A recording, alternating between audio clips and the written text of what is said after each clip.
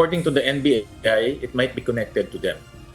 So that's why, out of abundance of caution, we took these steps, no, yung work from home and heightened security measures, para lang masigurado natin na hindi apektado yung mga empleyado.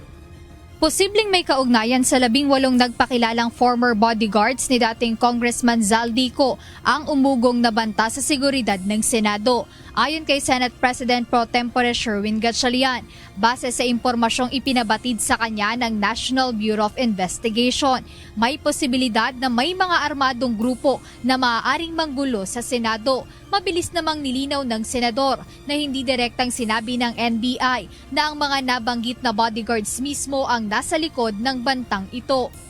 Connected to them meaning sila mismo ang manggugulo? Yun ho ba yung nakuha natin? Hindi naman ganun. Ang sabi ng NBI, it might be connected to them. Dahil dito, nagpatupad ng heightened security measure at work from home setup sa Senado mula ngayong araw hanggang bukas dahil na rin sa mga seryosong banta sa seguridad. If you notice, nag-beef up tayo ng security inside the Senate at tumingi rin tayo ng additional contingent sa PNP. I called the director of NBI to get more details, and shinare niya nga sa akin yung mga details na baka may mga manggugulo sa loob ng Senado and they might be armed. So out of abundance of caution, the following day I met with of course OSAA, our Sergeant at Arms. Kaugnay nito, may ilang personalidad na rin silang tinitignan na nasa likod ng pagbabanta sa Senado. Sa ngayon, ayon kay Senator Gatchalian, tuloy-tuloy ang pakikipag-ugnayan ng Senate Sergeant at Arms sa mga intelligence agency.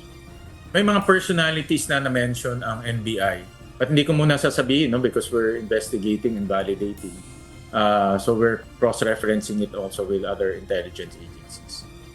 Jed Neresina, UNTV News and Rescue. Diyos ang aming sandigan, serbisyo publiko ang aming pinahahalagahan.